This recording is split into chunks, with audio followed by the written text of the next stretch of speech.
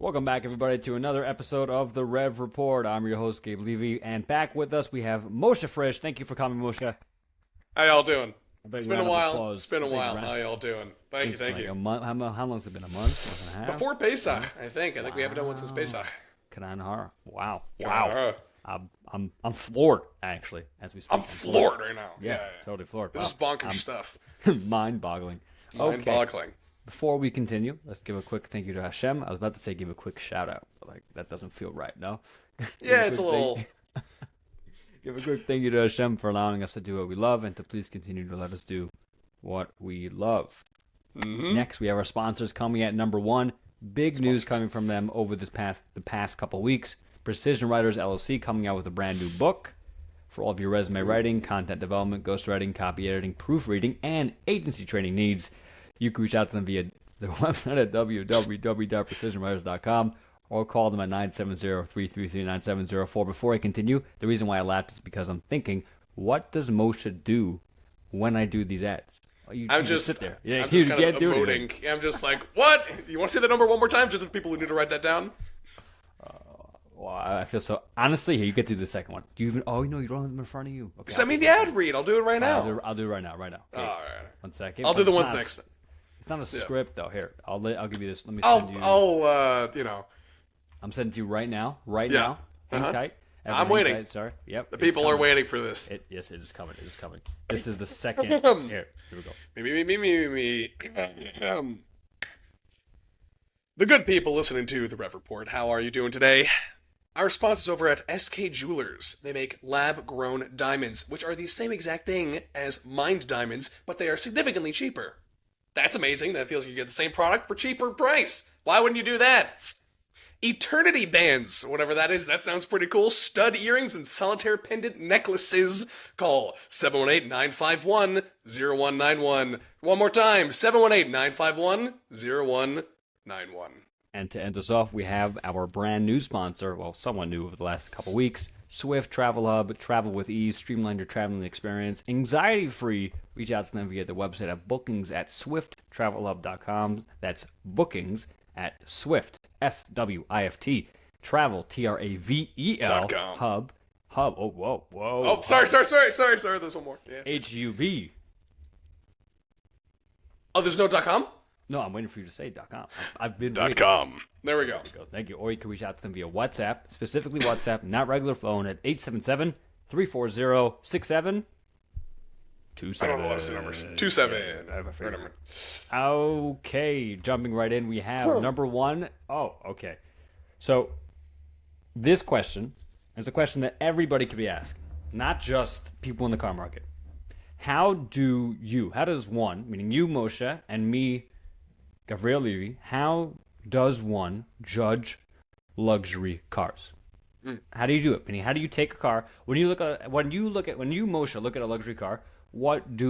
How do you don up? Is it good? Is it bad? Is it overperforming? Is it underperforming? Is it something I would buy? Is it something I wouldn't buy? Is it something I would pay for? Is it something that even if I won the lottery I wouldn't get? How do you? I mean, we're going to discuss this, but what approach do you think people should take to looking at luxury cars? Right. So good and bad are pretty, undefinable terms in this situation. So we're going to call good and bad worth it for the price, right? Especially when it comes to luxury cars, it's very important. And since the prices are constantly changing, it's important to know kind of like anchoring points. Like, this kind of car costs this much money, this kind of car costs this much money. So as long as you have that general idea, you could start comparing things. So I don't know, for example, how much does a Lincoln Navigator cost? That is a luxury car, right? Over 100K. Over 100K. I don't know, 110K? 110, right? So that kind of quality is $110,000. So you have a car in front of you that costs $80,000, and it has the same quality of materials. It looks generally as nice to you. Obviously, beauty's an eye to beholder, so that's really, you can't really judge on that, but it generally looks nice. The car generally has good performance. Luxury doesn't necessarily have to have good performance, but it's a nice add-on. No one's gonna Be like, I wish my car was terribly slow, you know? But if it has generally better performance, if the car is obviously good, like I said, good materials, it looks nice, if it's comfortable, obviously, who doesn't want a car that's comfortable? When you're buying a luxury car, you want to enjoy your car. You're buying the extra enjoyment in the owning of the car, that it looks nice, that it's good material, and that it feels comfortable. It's spacious, it has good technology in it, easy technology. It doesn't have to be sophisticated technology that's easy to learn. If there's technology like to change your fan speed, you have to go through 5 different menus on the iPad at the center. I don't consider that luxury. Some people might. Personally, I don't consider that luxury. I think a dial that just looks nice is great. If I could change my fan speed right then and there, I don't need that.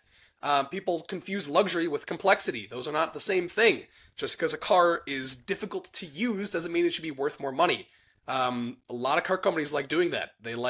That's why I'm so against the electric car thing, because it normally has the giant iPad in the center, which people are like, ooh, iPad mean electricity, mean fancy, ooga booga. Like, no, and they're charging you more money for that with less effort. They do look nicer. But... That's a matter of opinion. Right. But they're just doing that because they're using less effort. It's literally just an iPad screen. They're not making a team of designers design an interior of a car. It's just right there, you know?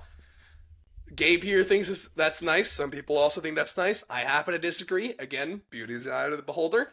But I don't think complexity equals luxury. So it all just comes down to, as I said before, quality of materials, like less plastic, more leather, more wood, more metal, how comfortable it is, / how spacious it is, and sometimes performance if you like it. Oh, also, how good the car looks.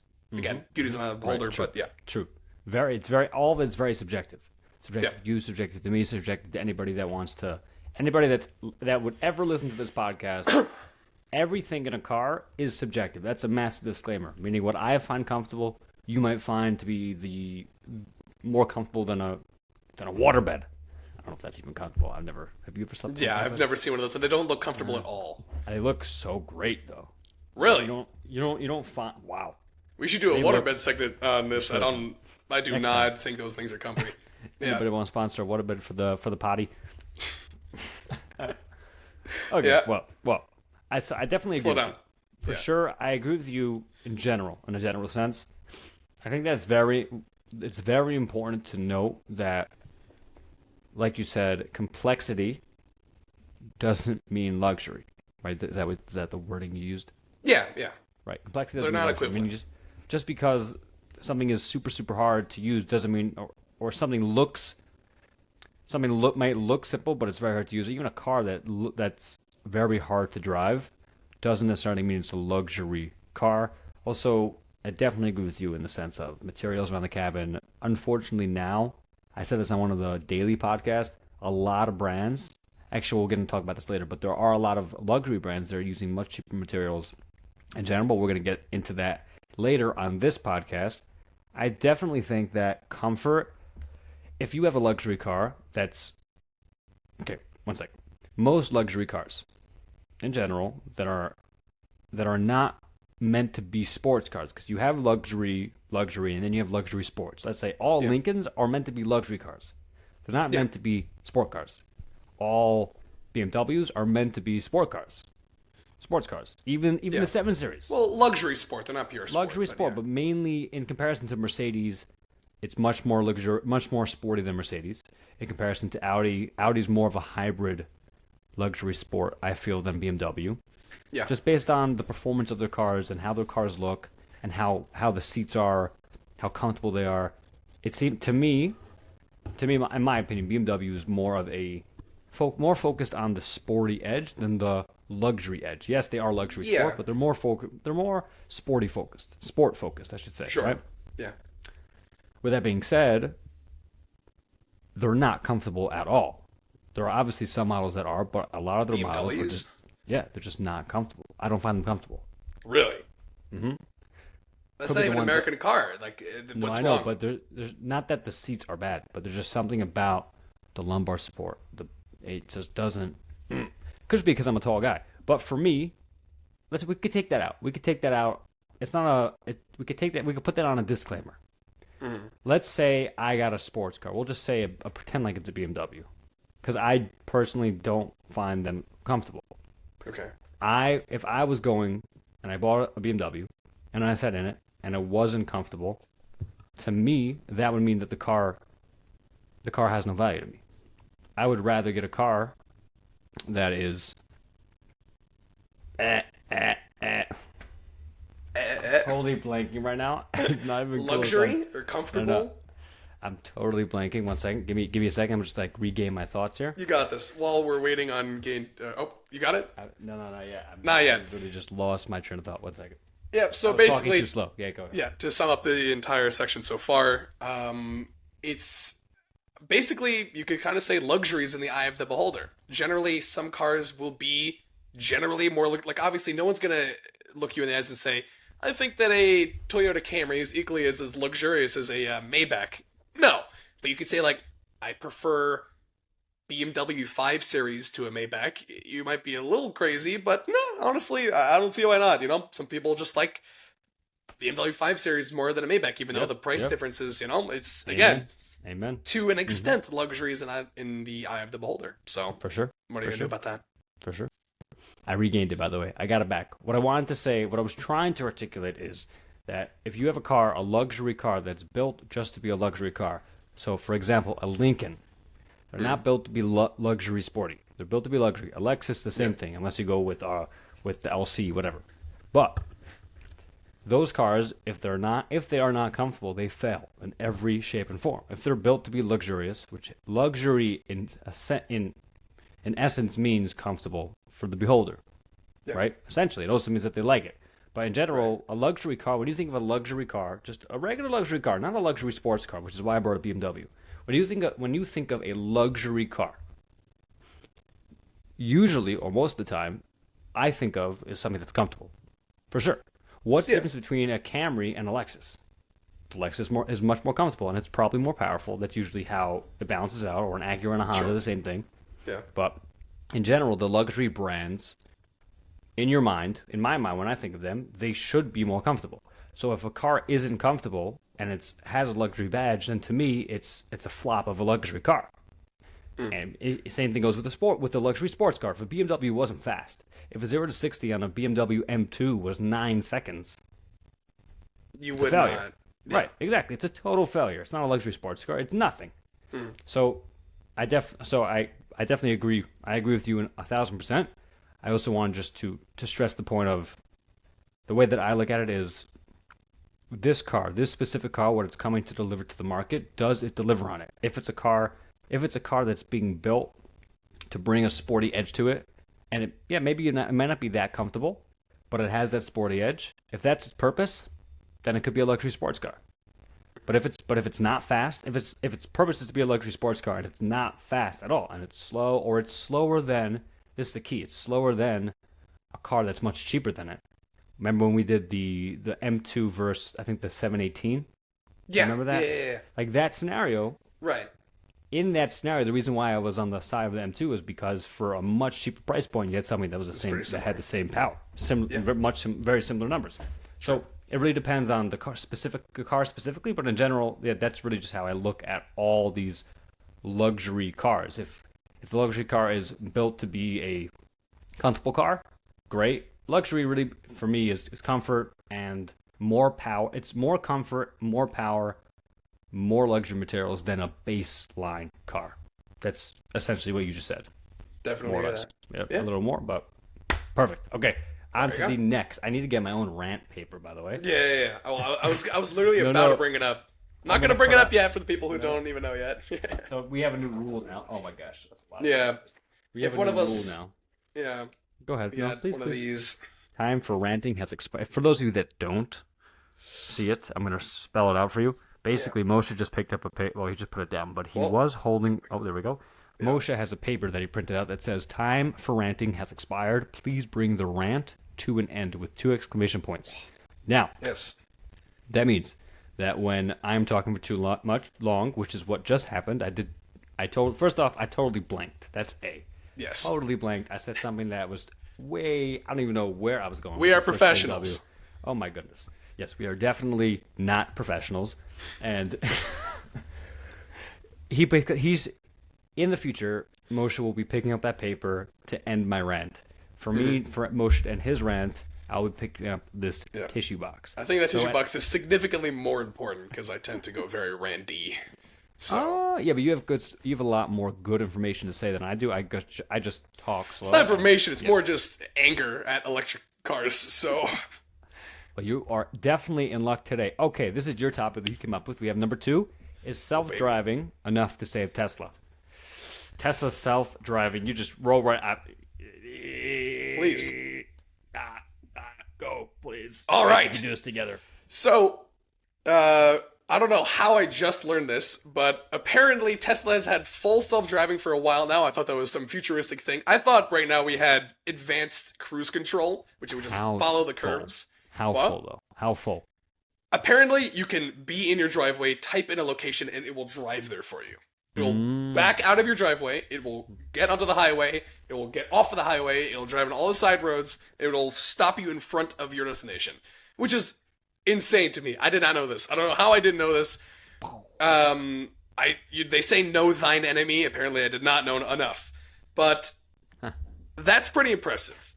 I can't not say that it's not impressive. That's extremely impressive. That's insane. I thought that's like 2030s technology. Yeah, but you have to be awake for it. You can't just you have to be watching the road. Apparently they're doing a thing soon where you could be fully, like, you don't have to even be awake for it. I don't know how that's legal. Not anymore. Not anymore. That's in the past. Now you have No. A couple now months if you look away, it turns off. Hold on a second. Hold on. You know what? You look it up. I'm telling you. I'll continue. But recently, in my family, a lot of times we've been threatening to get an electric car, and I've been the sole one to stand against the crowd and scream, "No, we're not doing it!" So, as of right now, we have all gas cars, but recently, my grandfather, my precious Zayda, he fell to the enemy, and he currently has a Tesla, and he loves it. He loves it, which is awful. He got an S, I believe.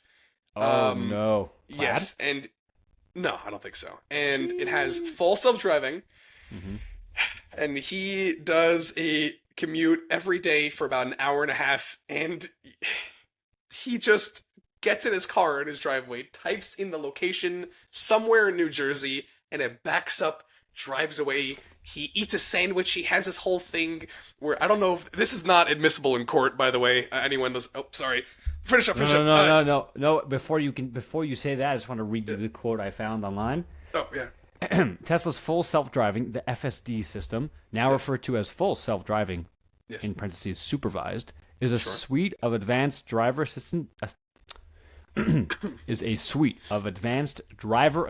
features designed to provide more active guidance and assisted driving under the driver's active supervision. I'm saying I think they're gonna release an update. I think there's something about that. No, I don't think it's legal.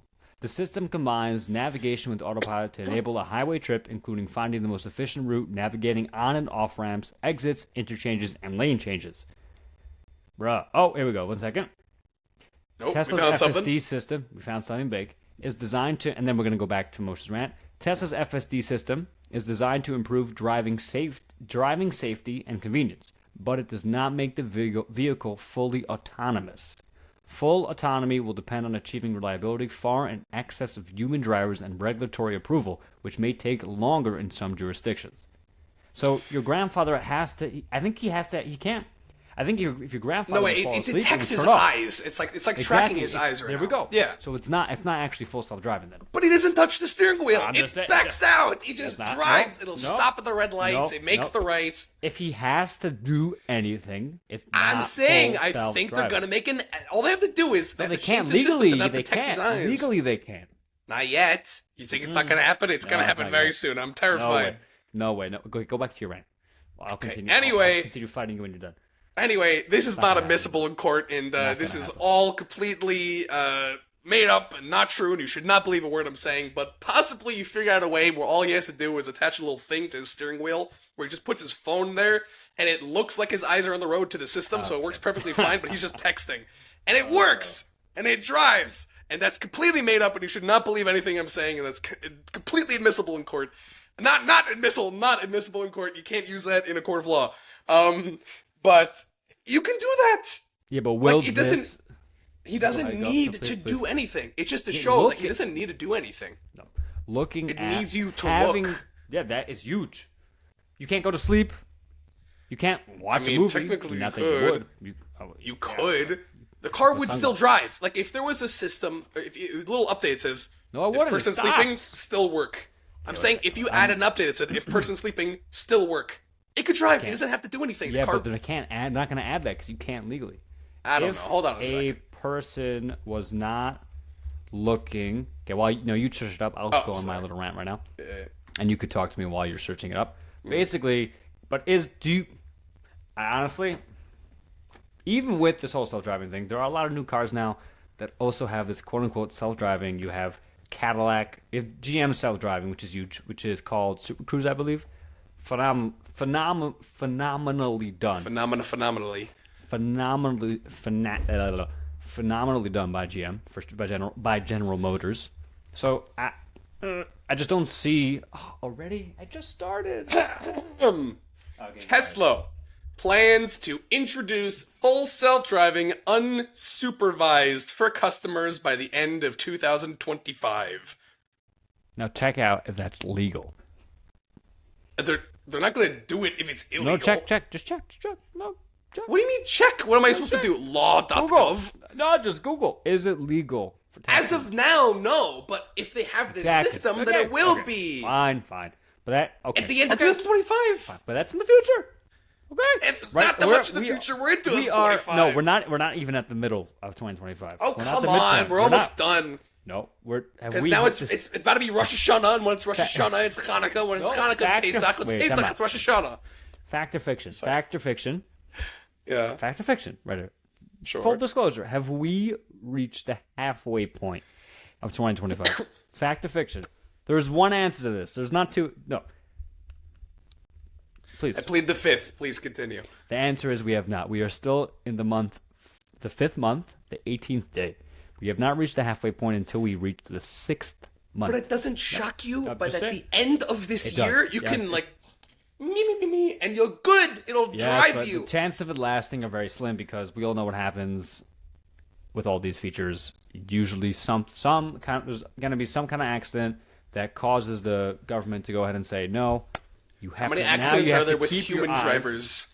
Obviously you have, but there's something. There are things that will always happen. Then there are things that you could avoid. So I would not be surprised if Tesla will not be allowed to create this completely self-driving car.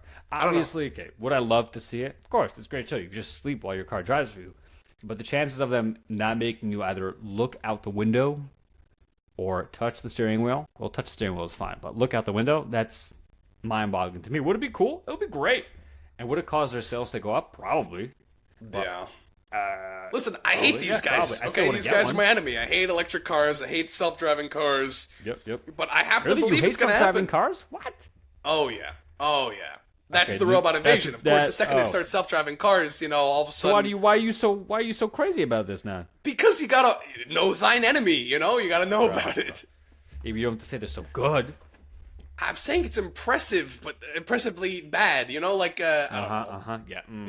Okay, whatever. Right. For sure. Okay. Got it. Yeah. For sure. Yeah, he benches 300, but he's like weak. Yeah, no big deal. Whatever. Yeah, whatever. No big deal. Okay, number 3. Surfs Up Toyota. So Moshe didn't know this before. A lot of people didn't. I didn't know this until I went to the other show. Toyota has brought back the Toyota 4Runner Surf Edition.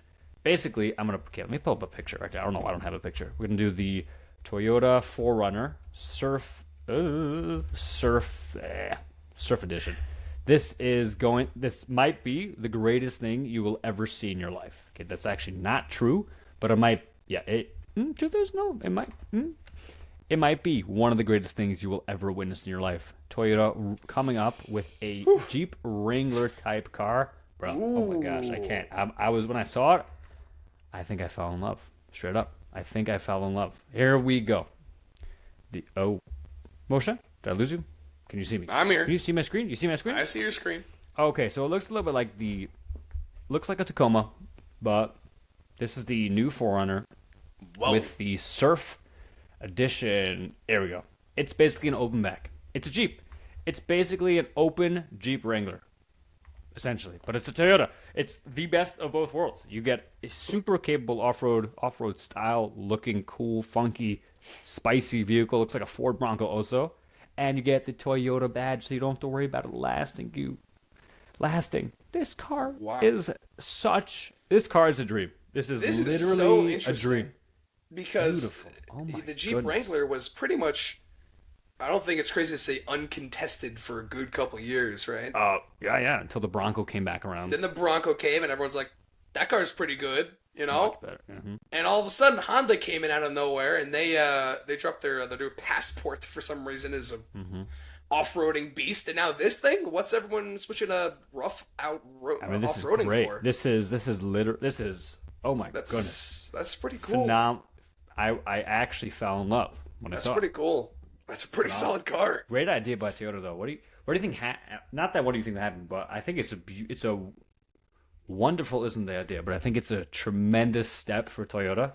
Toyota's we can all agree. Toyota is probably top 2 regular manufacturers in the world. Yeah. But let's say in the U.S. market, Honda's number 1, They're most likely, Honda's right? number 1. Number 1. I'm talking about personal or customer satisfaction probably. Oh, probably Honda then. Yeah. Honda 1, they also last the longest. Like the best built daily Yeah. drivers. Say Sure. Honda's 1, Toyota's 2. Yeah. I'm sure everyone can agree with that. Yeah. Your Accord isn't going anywhere. Yeah. Yeah, that thing is going to last you literally forever. And the Camry, the same Lifetimes. thing. Yeah. These cars are phenomenally done. And now that Very Toyota good. comes in, this amazing company coming in with a Ford Bronco competitor, a Wrangler Which is nuts. competitor, it's oh my gosh. If you are an off-roader, how would you not buy this car? Could be because of the power, but we're waiting for those specs. But I mean, this is. Well, what is the price like comparatively to the Wrangler and to the Bronco? See, I don't know if the price is out yet on the 4Runner. In the Passport, I don't think had one either. It was a concept car, but the Passport I don't think was anything crazy. It was here we go. We have it's going to be a 2.4 liter 4-cylinder, the same one as the regular 4Runner, Seems a little with underpowered. 278 horsepower and 317 pound-feet of torque, all with an 8-speed automatic. So it looks like it's going to be not going to be super fast. But here, let's see what the regular 4Runner. I don't know regular about 4Runner 0 to 60. I mean, it is supposed to be budgeted as Toyota. But you're not gonna you probably buy this car because it lasts you much longer than the Bronco or the Wrangler. For sure, longer than the Wrangler. That's for sure. Yeah. Right. The 25. Let me see. The 25 4Runner. What am I looking at? Power, right? Engine and performance. Yeah. 278 horsepower, 2.4 liter 4-cylinder, 8-speed automatic. Okay, same. It's so weird because not bad. these companies, we were talking about this another time, I believe. It's like Toyota to Jeep is such a massive. Toyota is a massive, massive company. They sell probably 100 times the amount of cars that Jeep sells per year, probably. See, Right? Is that an insane estimate? I don't think so. Should we do 2024? Did Jeep sell Yeah. in 2024? While you're looking that up, like, I don't think that's a crazy estimate. They're a massive company. Jeep isn't, like, tiny, but it's not like they sell outdoor vehicles. That's what they sell, you know? They don't sell Right. average, everyday cars. Some people are driving... Oh, no. Goodness. Oh, no. Oh What? my gosh. What? Okay. Jeeps, there were 587,725 Jeeps sold 580,000. in the United States. In the United States. Before, in 2023, there were 642,924 Jeeps sold in the United States. Okay. In the U.S. alone, in 2024, Toyota sold 2,332,623 vehicles. In the U.S. alone. In the world, Toyota sold 10.8 million vehicles. That's insane. Oh my god. Could you have imagined such a difference? Oh my. Yeah, that's goodness. 10 times the amount. Not That 100 is times. I don't know what I was thinking with ridiculous. 100 times, but 10 times the amount. Yeah. Ridiculous. Wow. And now they have Because a no, Wrangler who else is competitor. buying Jeep outside of the U.S.? Who's buying Jeep? No one's No. buying a Jeep outside the U.S. Who's buying the Jeep in the U.S.? I mean, I don't know, some random schmoes on like Central Avenue are just like in Wranglers doing like basic shopping. Which again, It's cool. Honestly, another gripe of mine. What? I think I'd take a Wrangler. I would take a Wrangler if someone gave me a Wrangler for free. I think. Yeah, exactly. But you're not taking a open- Wrangler to Gourmet Glot. You know how much the thing wants to be in like 2 feet of water, and you're I parallel would. parking it. I would. Like this Over a thing Nissan wants to Sentra be. for sure. Totally. This thing wants to be like running away from a pride of lions on like dusty roads and moving trees out of the way. And meanwhile, you're parallel parking on Central Avenue next to those dumb meters. Like press car to select which car you would like to payment for. Like next to those meters. Like what are we doing? Right. Whatever. It's a cool car, but that's not is where cool. it wants to be. Let's see. But yeah, Toyota's. This is rant. I should do this to myself. But yeah, Toyota's a massive company, so it's like they need more. They need more. You really need to get into Jeep's market It's now. phenomenal. You need more. It's so exciting that they're It's doing. like the one thing Jeep has, and they're like get in there. You know, like what are you doing? Please, I have some information. please. Then we will continue. The 2025 Ford Bronco has 0 to 60 time of 6.2 seconds with the Turbo 4 engine. It's a different engine. Okay. The automatic is 7.1 seconds. So the Bronco has a twin turbo V6 model. Wow. The Wildtrak trim has an engine with a 10-speed automatic. So that's a 6.2 seconds. Okay. The 4Runner, the regular Toyota 4Runner has a 0 to 60 of between 6.2 and 7.2 seconds. So it's basically the same range as the Bronco. We're not going to see these numbers are very similar across the board. This is a perfect competitor. Yes, it's obviously not going to wipe the floor with a Bronco. But it's I mean, why are the other ones also? Well, what's like the Jeep Wrangler specs? honestly, I would not be surprised if it's I don't. It has to at slower. least have 6 cylinders. I don't think it's a 4-cylinder car. That's probably a V6. Yeah, for sure. Minimum. See, 25.5 Wrangler. I don't know what else. Again, else would loading. be. This Because you information need is torque courtesy to of Conrad. be an off-roading vehicle, and you need more cylinders for more torque. So I don't know what they're doing there. But listen, it is Toyota. They're trying to make an affordable car, and for an affordable car, it's got 4 cylinders. Oh, Okay, so we got with the manual transmission, V6, 6-speed manual on the base Wrangler, 6.1 seconds. With the 4-cylinder engine, 6.5 seconds. 6.5 seconds. Okay. But you have it changes based on the setup. If you have a 2-door or a 4-door, you have the Rubicon 392, 60 seconds and 4 seconds. So yes, you can go very fast.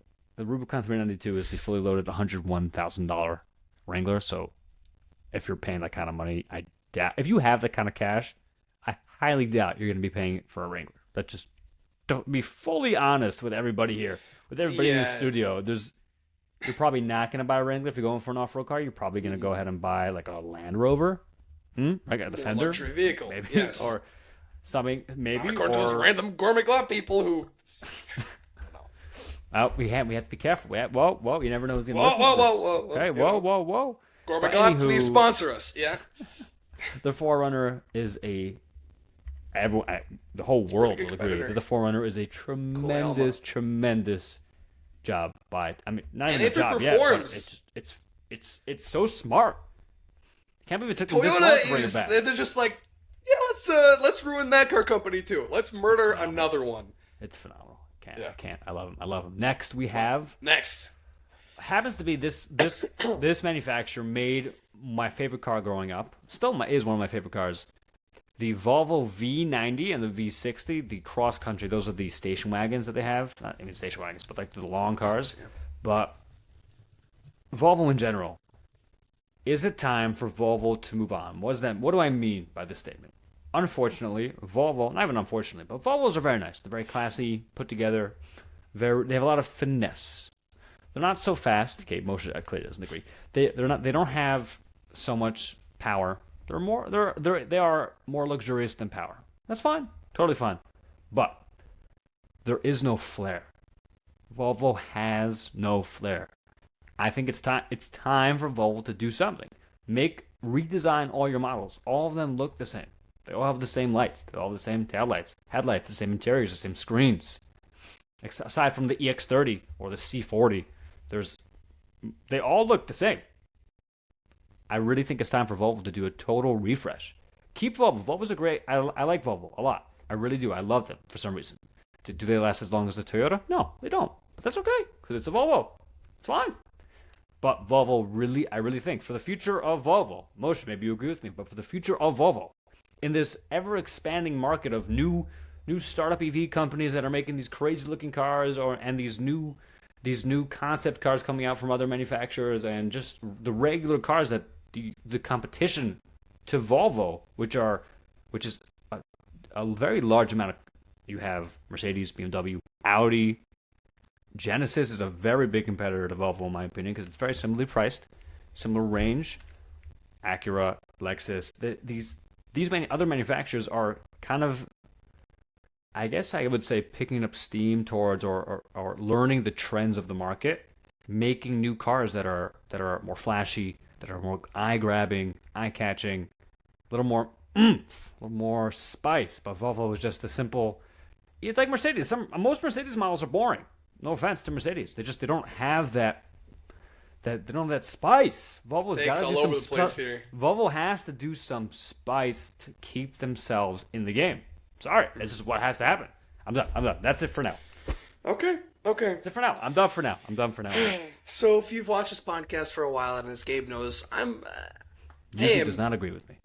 Well, yes. I don't know what gave it away, probably besides for me going the entire time you were speaking, but I am a car company purist, and I believe that if you are trying to sell me a car, I should have a specific reason to buy from your company. It shouldn't be on a whim that I'm like, let's go with those guys.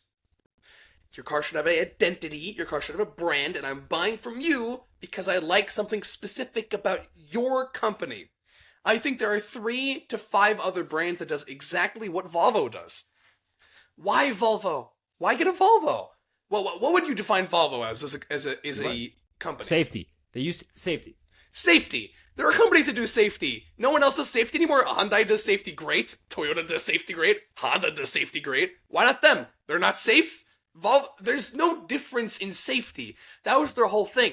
Volvo and Subaru have a similar thing. They realize they're like, guys, everyone else is the exact same thing as us, so they're like, alright, let's just choose something, right? Subaru's like, we're the outdoor people. No, they're not. They're stupid, dumb cars. Volvo, they're like, let's be the safety people, and they advertise all of the commercials as like the safety things. They're like, we have airbags. Everyone has airbags. Everyone does. They're like, well, the front of our car is crushed to absorb all the energy from a crash. Every other car company does that too.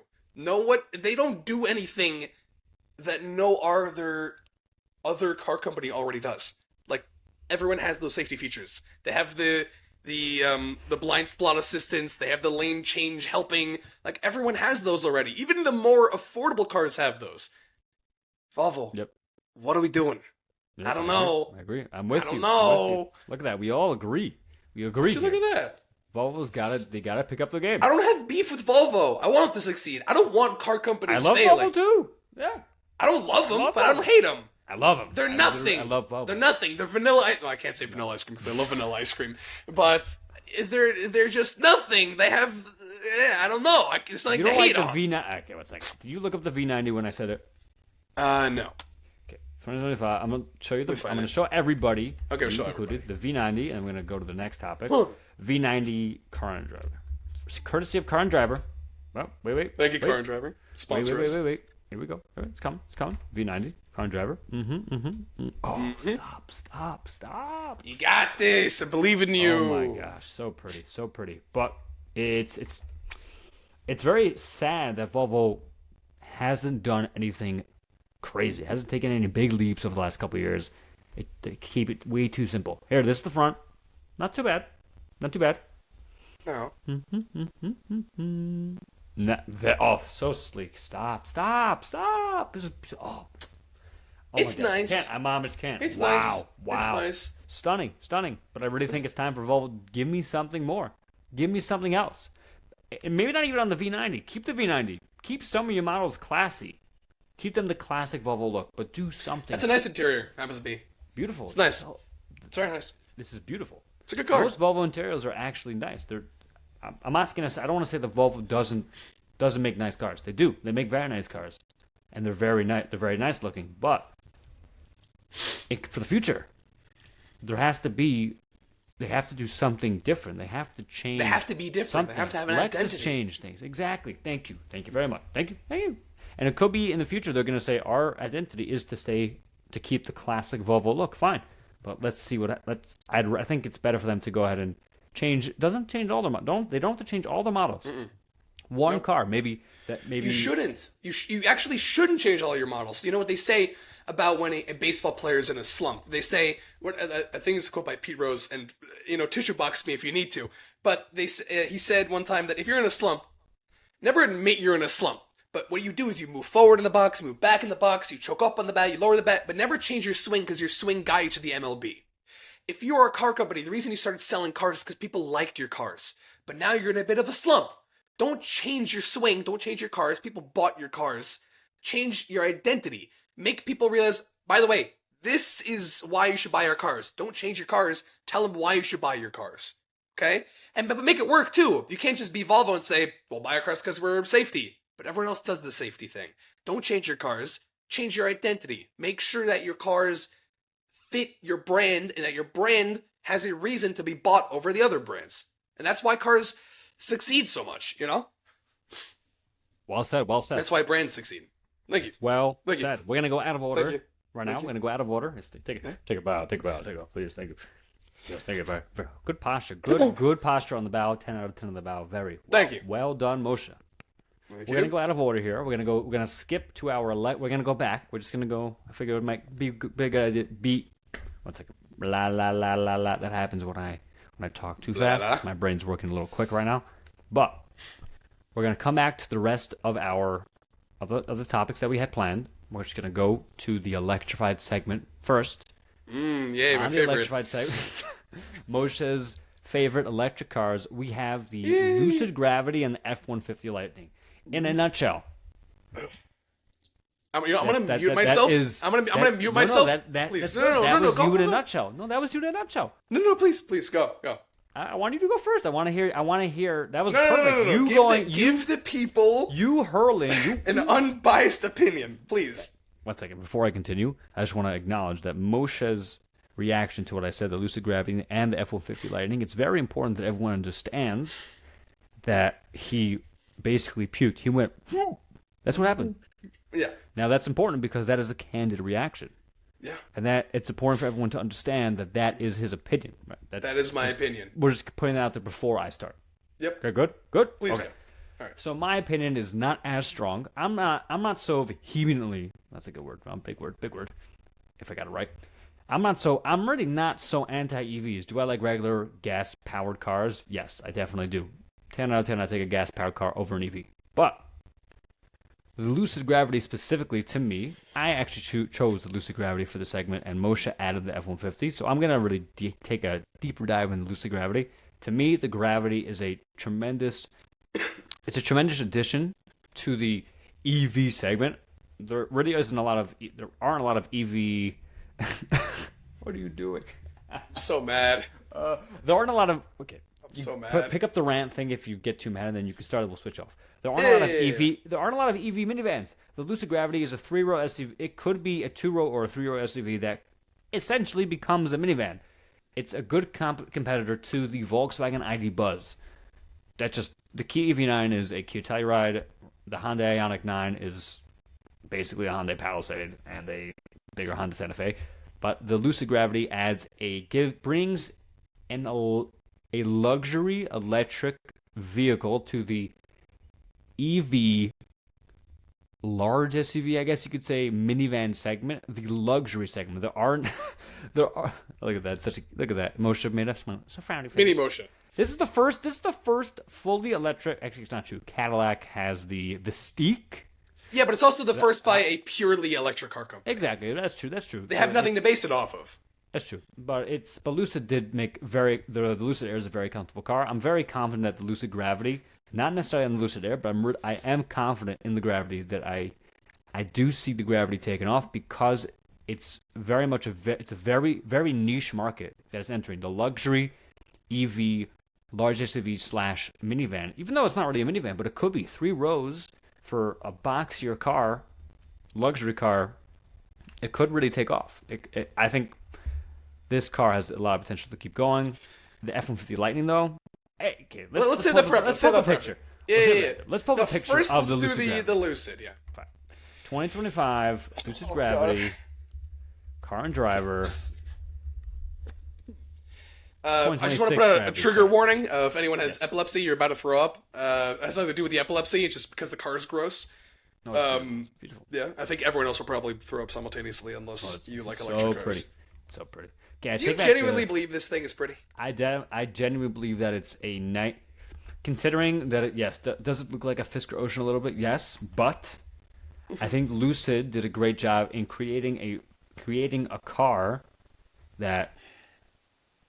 Yeah, it's nice. I think it's nice. I think it's nice. I take back the statement about it being a minivan. It really doesn't look so big in this picture, but it's still, you have 3 rows, and it is somewhat boxy. It's pretty big. It's not like teeny, but it's pretty boxy. You really don't like it? You really don't like it? Can we see that rare view, please? Let's see the rare view. There we go. Rush going down, scrolling down, scrolling down, scrolling down. And there it is. There we go. Beautiful. It's like a Sienna. It looks beautiful. It's great. Oh my gosh. Stop. Lucid, great job. Look at the interior. Good job, oh my Lucid. Gosh. Oh, stop. Oh yes. my god. Yeah, okay. Does it look like a futuristic? Does it look like every other EV? Looks like a kindergartner drew it. He's like, okay, we're gonna have TV here and TV here, and steering wheel's gonna be really weird and circle. It literally looks. The steering wheel looks like you told a kindergartner to draw a circle, and they kind of do like a. That's not necessarily hate just to Lucid. You have that. What are the boxes on the side of the steering wheel? What are we doing? What are you talking about? The boxes. These buttons right here. Very angry. What? Oh. Which button? Yes, the boxes. Yes, those. Yes. Is it odd? It's a little odd, but you also have this one weekend. Oh my god, you could see. Okay, hold on a second. You could see a face if you look at if you look at the boxes as the eyes and like the bottom of the hole of the steering wheel as a mouth. Oh my gosh, yeah, great call, great call. You can't unsee that now. Great call. Oh god, he's wearing a yarmulke. I really think it's well done. I think it's well done. I think it's well done. I think it's nice. Is it expensive? Yes, definitely expensive. 81. Oh my gosh, $81,000. But it's a nice piece. Great job by Rivian. Great job by Lucid. Yeah, not Rivian. Lucid. I think it looks more. It looks less electric. It looks less EV-like than a Rivian, in my opinion. I think it's nicer than the Rivian. Exterior, you're here first. Maybe interior, it's very EV, but I just want to notice something you just said there. You confused Rivian and Lucid there. So back to what I was saying before. Why doesn't brand identity seem to hit the electric cars as much as it does gas car brands? Because what do you mean? What is the difference between Rivian and Lucid? Lucid's more luxurious. No. Rivians are like 200 grand, no? Well, the Lucid Air... Hold on a second. No. The Rivian is expensive. Rivian's not cheap. Rivian. Not cheap. Not cheap at all. They have an $110,000 car. The quad motor premium. That's not the MSRP. That's not right, but that's not the base model MSRP. That's the quad model. Well, that's the freaking north of 1,000 horsepower engine. They ain't cheap. They're not cheap. Also, I want to point out the Car and Driver gave it a 10 out of 10. Car and Driver, you betrayed me. You betrayed me on this, but. I don't know. They're kind of the same thing. I mean, give or take, like what, 50 grand? When it comes to these crazy expensive cars, that's not as big as a difference as it does to the matter to like the more affordable cars. Obviously, 50 grand is a huge difference for a more affordable car, but we're talking 150 grand to 100 grand. The same kind of person can be buying both of those. Yeah. So I don't know. I feel like they have pretty similar brand identities. If you went over to the average person who knew like basic car stuff, and you told them what's the difference between Honda and Audi, they could tell you the difference. If you asked the difference between Lucid and Rivian, they wouldn't tell you Lucid is more luxurious. They have no clue because these car companies are very small and they are dying. Baruch Hashem. So I like Lucid. I don't. No. Shocker. Yeah, don't like the car. I don't even know why No, we're that's asking just my opinions at because- this point. That's because the reason why people don't know the difference is because they don't know there aren't enough Rivians or Lucids on the ground. Yeah. The Rivians are very uncommon, even though they've been around for a while. I actually seen a couple. In comparison to, let's say, a Sea I think I've or actually an seen Odyssey. more Rivian. Okay, according to the Odyssey, obviously. Yeah, that's what I'm But saying. I It's think not a I've seen super more common Rivians car. in person on the road than I've seen Lucids on the road. Oh no, for sure. That was my point. Lucids, Oh, they're very much not on the road. I've seen like one Okay. in my life. Two on the road in my life. Both of them though, for someone who's not a car person, you wouldn't be able to. You never see it if you don't know what you're looking for. Like the Cybertruck when it first came out, everyone knew what it was because there was so much hype to it. And now you barely see them. Like we had like a month spell where you saw them everywhere, and now they're Cybertrucks are gone. they're not there. They're nowhere. They gave up. Disappeared. You know where they went? Back to the Tesla factory because they recalled all of them because they were gluing the panels on. Gluing the That's a different time. That is. But that's not an EV thing, by the way. That could be happening to anybody, but that's a Tesla thing. That's why I don't even think that That's why I'm not a Tesla fan either. I'm not. I don't think they're comfortable. That's the not biggest pointing one any for me. fingers, but yeah, not good. Okay. But yeah, not great. Okay. I don't even know how we do these electrified segments anymore. It's pretty much just, Gabe, what do you think? I think it's a great car. Moshe, what do you think? Absolutely terrible. Blah, blah. Yeah, pretty much. We're just gonna skip the lightning. We're gonna go Yeah, we'll do that another time. different time. Moshe's just gonna. We gotta wrap it up. It is 51 minutes in, so let's. No, we're gonna go. We got a long time. We're gonna do a long episode. A week. We're gonna keep it long. Yes, sir. Oh, baby. All right. We do happen to almost be done. But anywho, our next one we're gonna do Order in the Court, the Mazda CX-5. Moshe loves this car. I'm not anti the CX-5. I'm really not. Mm-hmm. I'm not like. Oh, You're a really bad prosecutor. The CS5 is a terrible car. No. Mazda, the CX-5 lines up with the RAV4, CR-V, Nissan Rogue, Subaru Forester. I guess it's a smaller car, but whatever. Sure. And out of all those cars, specifically the Forester is not such a roomy car. We're going to eliminate the Forester. Sure. In comparison to the Honda CR-V, the Nissan Rogue, and the Toyota RAV4. Okay. Which are the most mainstream competition that you'll find, more or less. We go to say the Hyundai, not even the Santa Fe. Let's say the Tucson, maybe. Is officially on a lower level. We'll just keep it to the big three. Yeah, we'll keep it to three. Big three. The big three, the Toyota RAV4, Honda CR-V, Nissan Rogue. They're much roomier than the CX-5, in my opinion. Okay. They feel roomier. Sure. That's it. It just, when I get in the CX, my grandparents have a CX-5. When I get in the CX-5, and my aunt had one also for a long time, but whenever I would sit in a CX-5, I would feel very cramped. And it could be because I'm tall. But whenever I went into the RAV4, whenever I've gone into a RAV4 or a CR-V or a Nissan Rogue, I have never felt cramped. Never happened. Only with a CX-5. Out of all those cars, obviously with other cars, I've felt cramped in a lot of other cars. But in comparison to this segment, the CX-5, it just, and with that being said, Mazda builds a CX-50, which is a little more off-roady than the CX-5. It's essentially the same exact layout. Price It's a little wider. I don't know if it's not a significant difference. It's really not. But even the CX-50 also is not super spacious, but it does feel less cramped than the CX-5. So I just don't see why Mazda still pumps out the CX-5. They shouldn't get rid of the CX-5, but maybe make it a little bigger. Maybe convert that into the CX-70. Maybe just make a CX-7. Maybe like rename the CX-5 to the CX-7. Make it a little longer. Give it a little more space. I think that would be better. Maybe a little bit. That's my opinion. I just don't find that the CX-5, in comparison to its competition, I don't see why it's worth it. because you have a CX-50. Not even why it's worth it, but what's the purpose? You have a CX-50. You have a car that has the same that feels a little roomier than the CX-5, and all the competition, aside from the Subaru Forester, which is it's just a small car also, but most of the mainstream competition is just it's much more roomy. They are. That's all for now.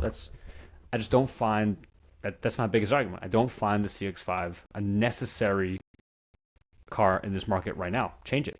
Yes, okay. Without the CX-50, so go for it. But. So I just checked the prices. They are very similar in price. It's almost no difference. So price-wise, there's no difference. I'm a little biased because my brother has one and he lets me borrow it a lot. Thank you, Tani. It's a great car. Handles fantastic. I don't have the room problem. I'm not as tall as you. I'm 5'10", which isn't short, but it's not obviously 6'1". 6'0", okay. It depends. Depends how. Depends. 6'1". I think 6 feet. Sure, 6 feet. 6'2". Okay. We could go 6. I could go to 2. Honestly. Yeah, you're wearing the sneakers. It's Yamaka. Right. So I don't know. Large.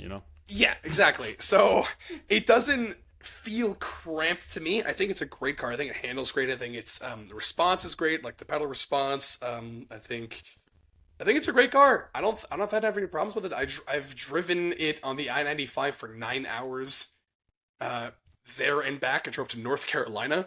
Wow. Yeah. And that was both ways? Yes. Wow. Oh yeah. Straight. Oh yeah. Oh yeah. Oh wow. Oh yeah. Good Alone? times. No, with Tani. We would kind of like split it up. I drove most of the way. Don't tell him that. Hopefully he won't listen to this podcast. But I drove most of the way. Like halfway through the way back, I'm like, yeah, I'm about to fall asleep. So we had to pull over. We swapped. Went back. But yeah, I've driven it for a long time.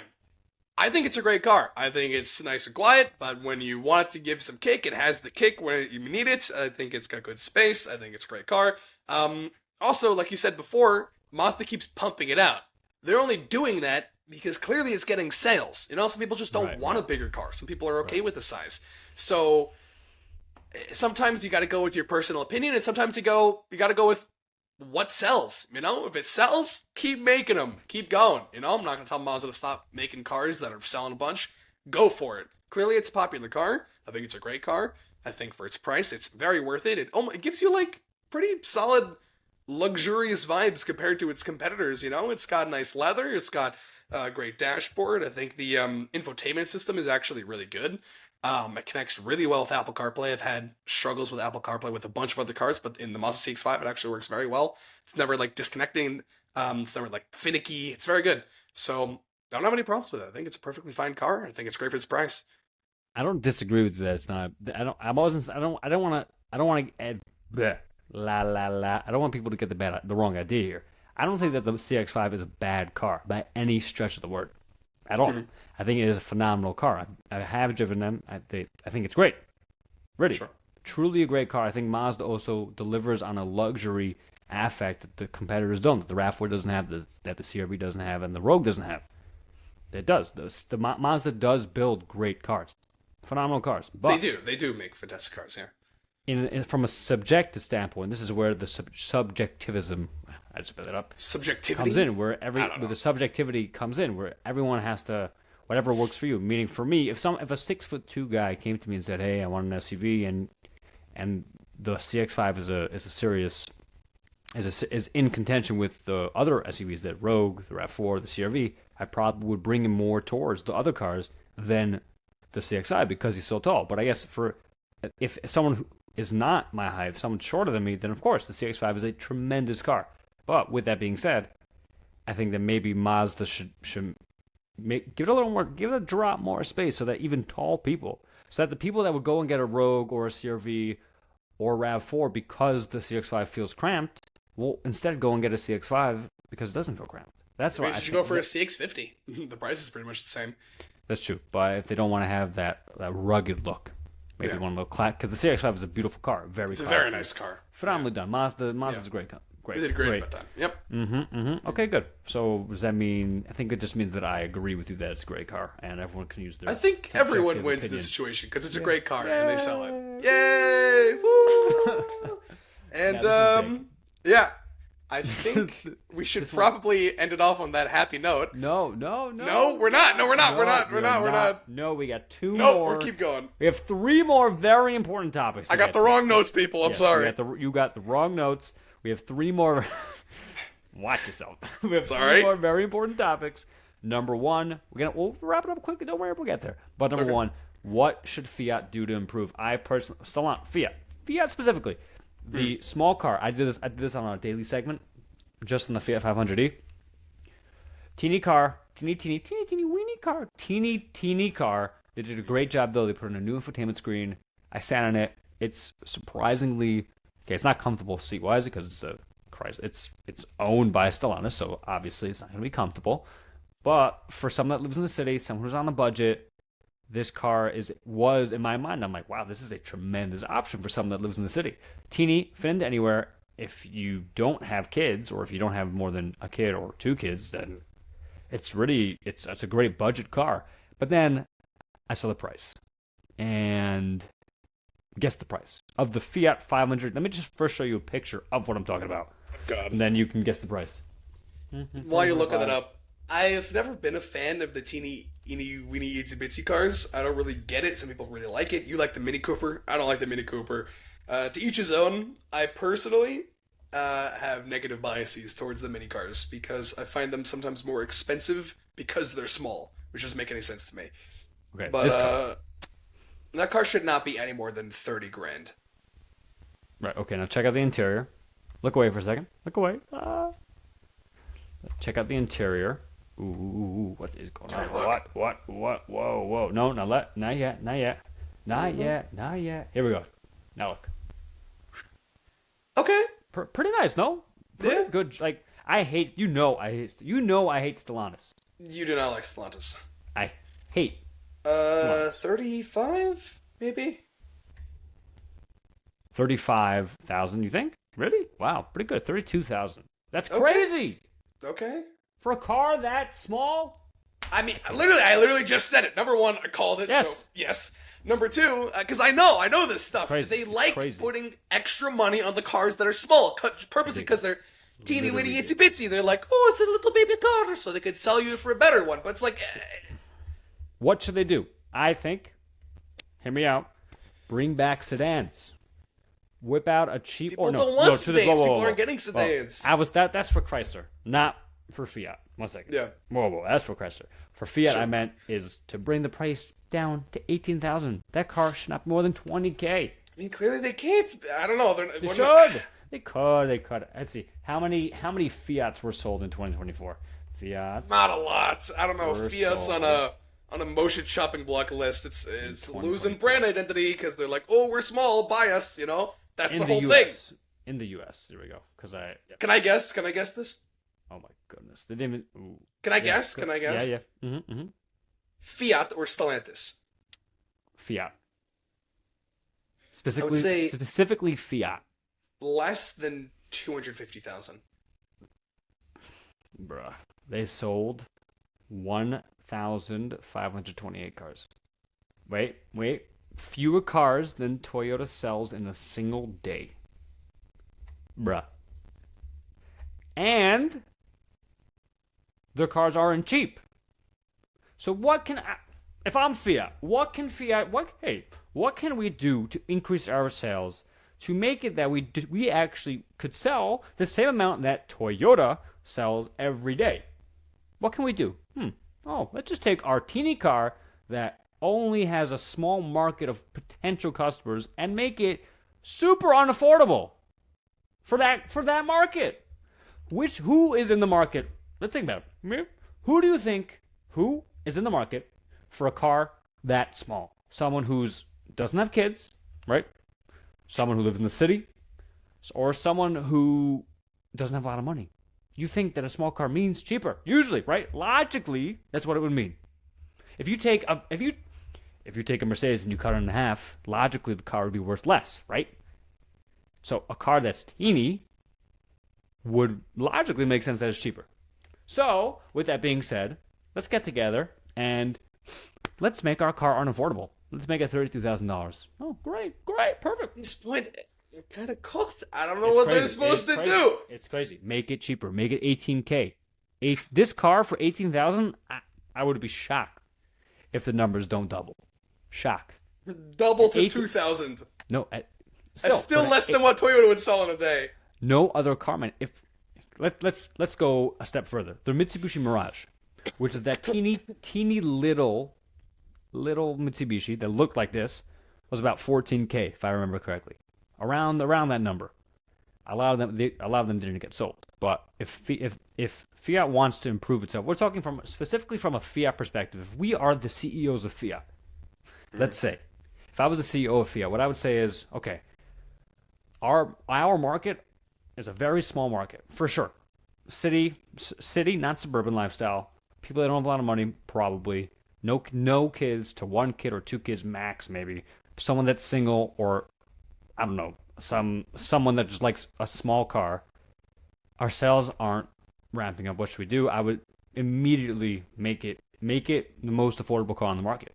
Make it significantly cheaper. Drop it to $17,000, $15,000. They wouldn't make it if they're only selling $1,000 a year, 1,000 cars per year. Clearly, they can't afford to lower the price of the car. You gotta take it. You gotta be able. You have to. Fiat, take a loss. Take a loss. Fiat, listen to me. Fiat, listen to me. You're dead. Game over. You had a good run. I salute you, Captain. Game. You're selling $1,000 a year. I thought you were selling less than $250,000, and that would be bad. That would be bad, Fiat. I thought you were selling. Oh my gosh, it's so brutal. It's so brutal. I would have been surprised had you said they were only selling $50,000 cars a year. You said they were selling $1,000. Yeah. Fiat, you're dead.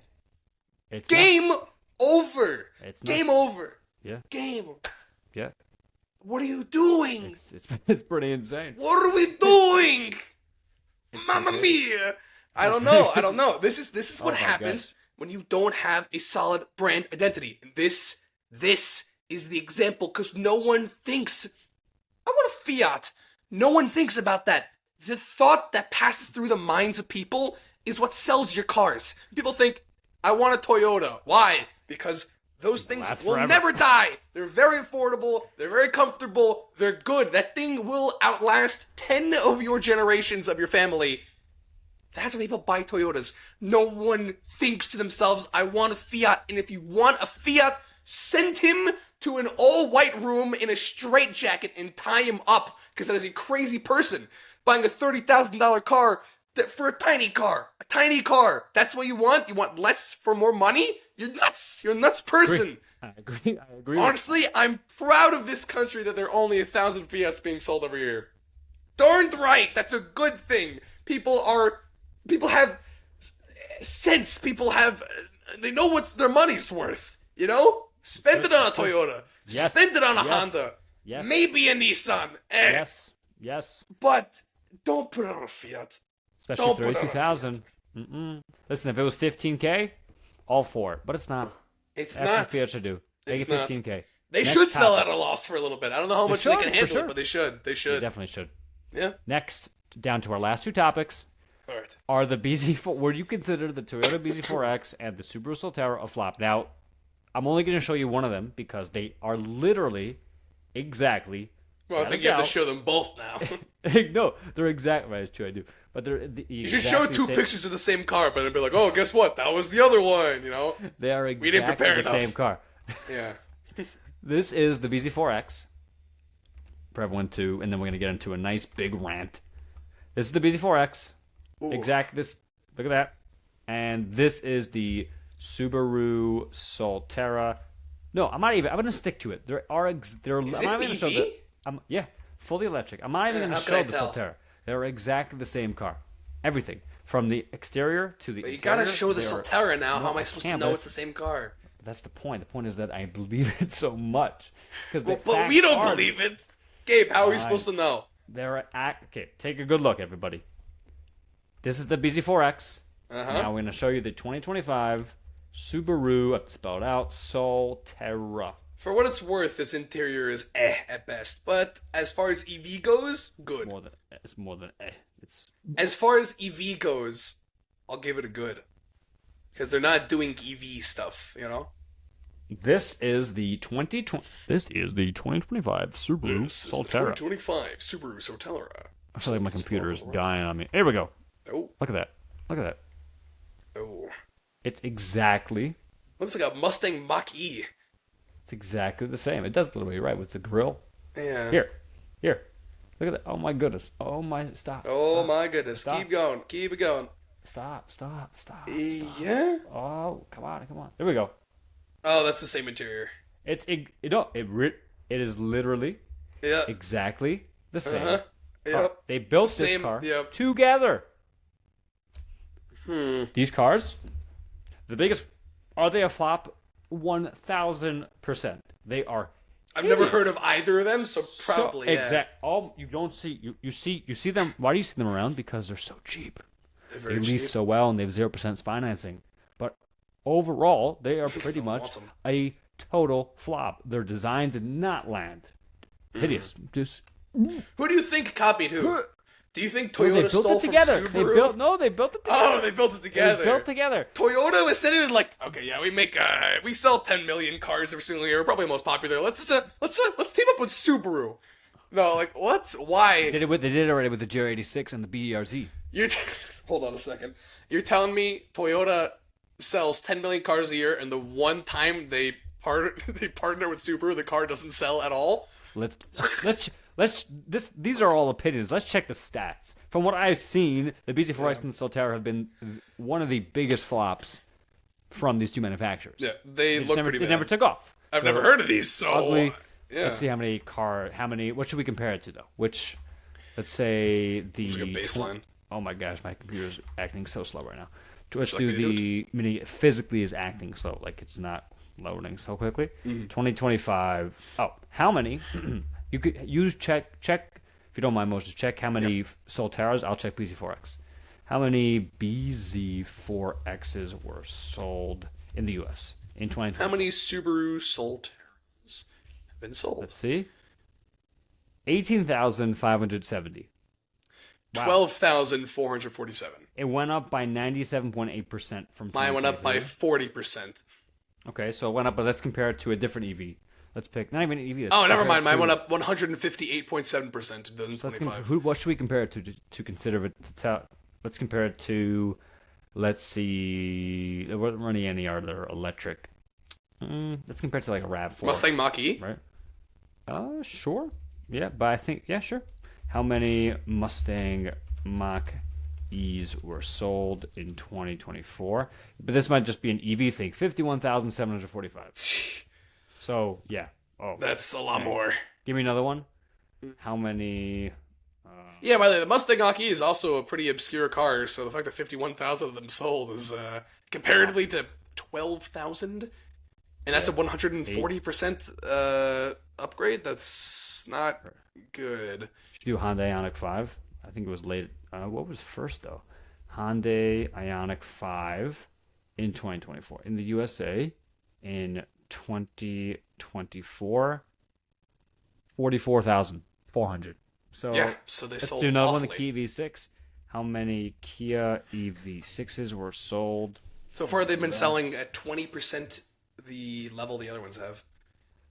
Oh wow, EV6 sold at 6,000 units. So the EV6, I'm not a fan of that either. That is I do not like the EV6 at all. So the EV6 is clearly the biggest. The flop. Kia EV6 sold 600% more than Fiat did as a company. Oh my gosh. How many Honda? Let's see. How many Honda Prologues were sold in 2025? Let's see what the numbers are with those. That car seemed pretty.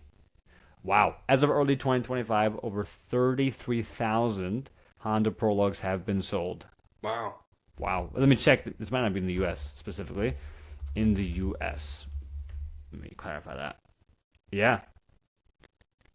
In the first quarter, Honda reported selling 9,561 Prologues. So I think we could all admit the EV6 was a flop also, but I'll agree that the BZ4X and the Solterra have been a tremendous failure from Toyota and Subaru. Definitely. 100%. Okay. Next. Great.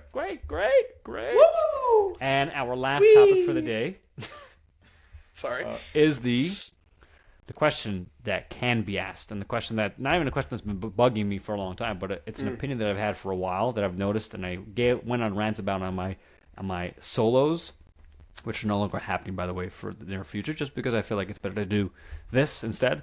We have electric cars. Do you think that the cheap mentality, meaning when you get into a Kia, it's cheap. When you get into a Hyundai, the materials are cheap. When you get into a Fiat, the materials are extremely cheap. But when you get into a luxury car, do you think that the luxury manufacturers now, so that means, let's say, Lexus, Audi, BMW, Mercedes, Volvo, Genesis, Acura, we could keep going. Do you think that they are starting to kind of buy into the cheap mentality? Meaning they're putting a little more cheap materials in the car in small places, not necessarily in the seats, but like small little nuances that these luxury manufacturers are now switching more towards the cheap side, like their regular baseline competitors. What are your thoughts, Moshe? Yes and no, which is the exact thing I know you did not want to hear. No, I would say I know what I believe. I want to hear you. Yeah, I would say some brands are, some brands aren't. And the reason behind the reason that some brands are is they're like, wait a second, we can make this car from cheaper and still sell at the same price? Huh, that's pretty cool. Yeah, because they can do that, and a few people notice because, as you said, it's normally in smaller places. You know, like sometimes like in the space, like in your door where you like store stuff, they'll make that of like slightly cheaper materials, and that'll save them thousands on how many cars they produce per year. You know. Or they'll, like, little things that they could do. And every little thing they do multiplies by 10,000. Could be $5, you know, but it saves them $50,000 by the end of the year because the amount of cars that they produce. So, yeah, I think they are. Because no one notices it, you know? Some companies still have their standards. I think some companies that do that include, I would say Mercedes-Benz isn't really affected by this as much. I say they've kind of kept to it a little bit. I would say some Audis are definitely beginning to do that. I would say some purely sport cars, such as like a Dodge Challenger, which isn't necessarily like a luxury car. They wouldn't be using like luxury materials, but they're beginning to use even cheaper interior materials because people don't buy the Dodge Challenger or the Dodge Charger for, they don't buy it for luxury, right? So they're not expecting some crazy thing, but it used to have like not bad interior, but now they're like, people are buying this for the vroom, so we may as well just make the interior cheaper so we can make more money. It's an EV. Right, and the EVs too are doing this. So why are the EVs doing this? Because no one's buying EVs. No one's buying EVs. No one's buying them. And they want to be able to stay afloat. I wouldn't say no one. Well, you know what, Gabe? Let's change the segment a little bit. Let's look up sales of EVs. Sales, keep talking for a little bit. Fine, while you look that up, I'm going to say my rant on this. Yeah. I think that it's definitely creeping into the luxury market. I think that, for example, Genesis specifically, the materials on the shifter, on the buttons around the cabin, was very, very, I felt not necessarily low scale, but on a much cheaper scale than what I was expecting in a luxury manufacturer. Getting into, I blanked on the, oh my gosh, I blanked. Getting into an Alfa Romeo, which is not really a luxury manufacturer, but it is closer to luxury than to baseline. Those cars felt like little Tykes cars, straight up felt like I was in a little Tyke car. I think that it's creeping. It's like Moshe said, manufacturers realize that they can still sell at the same price, but for a lower cost. So why would they not do that? I think you're going to start seeing this on on all manufacturers, even Mercedes.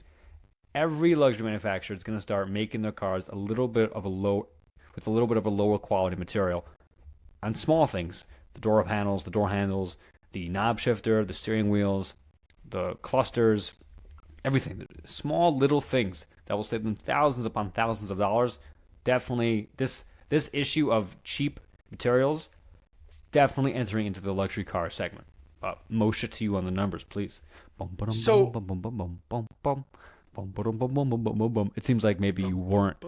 Was your what's it called? Was your what's the word? Was your energy hypothesis? Yeah, was your hypothesis not Yes and no. Let's see. So it wasn't nearly as bad as I thought, but as it said, the EV euphoria has died down. Because people are like, oh, there aren't that many charges anywhere.